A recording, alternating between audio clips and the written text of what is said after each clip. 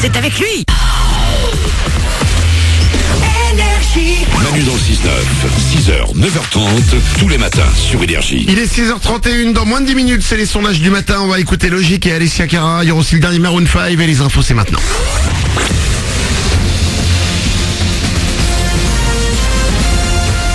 Toute l'actu sur Monaco-Menton avec Frédéric Plat. Bonjour, ça fait un peu bizarre, hein. Il fait clairement plus frais sur la Côte d'Azur, pas plus de 14 degrés prévus aujourd'hui à Menton et à Monaco, 7-8 au réveil, le soleil est bien présent hier et à nouveau demain sera parfois contesté par des passages nuages aujourd'hui.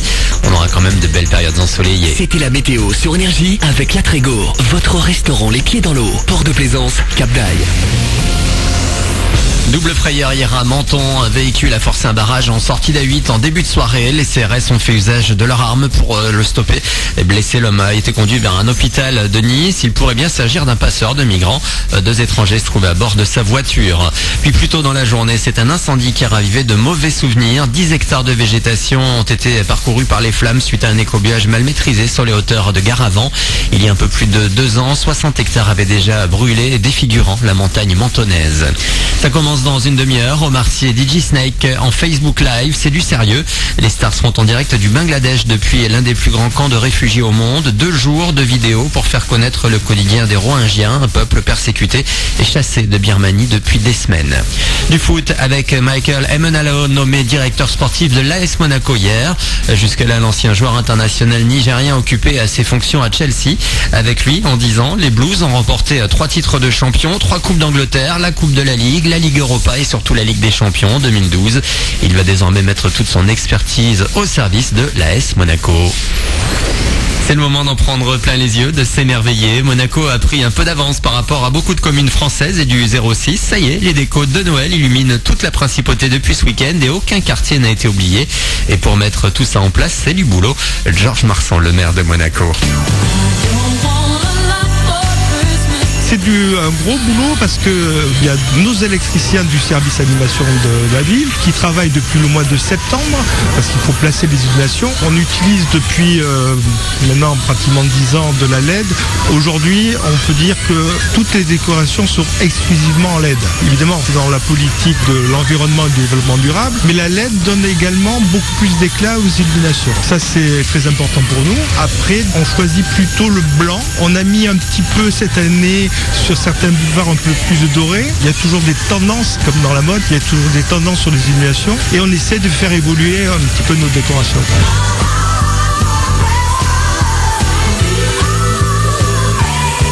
Et vous pouvez profiter de tout ça jusqu'au 7 janvier. On jouera les prolongations dans le quartier de Fontvieille jusqu'au Festival international du siècle début février. Voilà pour votre actu. Il est 6h34 sur Énergie Monaco-Menton. Bon début de journée à vous, bon réveil avec Manu dans le 6-9.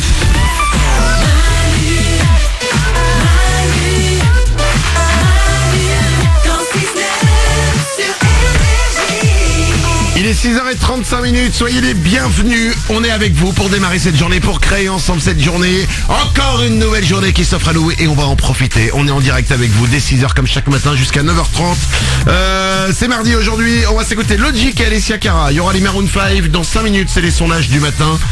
Alors attention, il y a du lourd aujourd'hui. Cet endroit a été élu le lieu le plus inapproprié pour draguer. De quel endroit il s'agit? La réponse, ce sera dans 5 minutes, juste après Logique et Alessia Cara. Aujourd'hui, c'est le 28 novembre, nous avons une journée mondiale à souhaiter. C'est la journée mondiale du miel. La douceur. Je sais un truc sur le miel, c'est pas périssable. Ouais.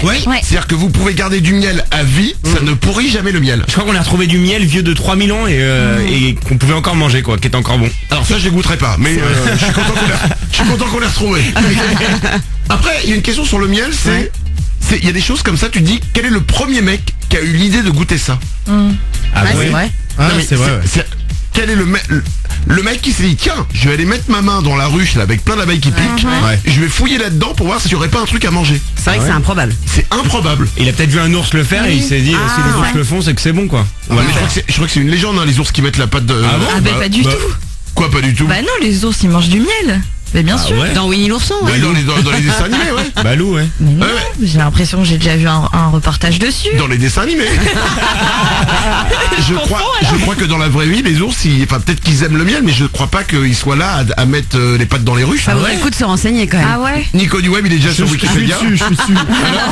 Bah, le titre de l'article, c'est l'ours est-il friand de miel. Maintenant, je le lise, mais il est très très long, c'est un peu chaud. Bah, essaye de nous faire un résumé, on va passer à autre chose. Nous avons un anniversaire à souhaiter aujourd'hui. Oui.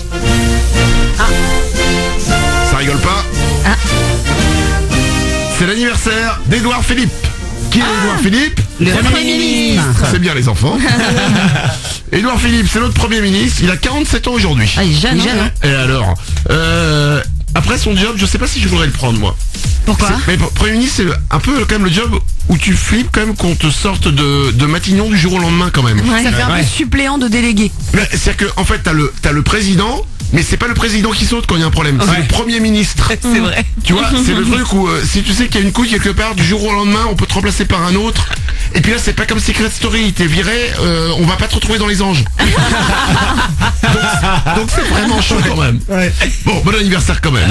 Hein. Nico du Web, Alors l'ours et le oui, miel. ouais, c'est l'ours noir qui en mange exactement, et c'est en fait quand il en trouve. Allez. Donc c'est ça, on va pas beaucoup plus loin. C'est quand il trouve du miel, quand il tombe dessus, il en bouffe quoi. D'accord, donc il a pas été mettre sa main un jour C'est dans ça, le... il est pas non plus à fond sur le miel. D'accord, fin de ce débat sur l'ours et le miel, bien allez. sûr, que vous pourrez continuer chez vous.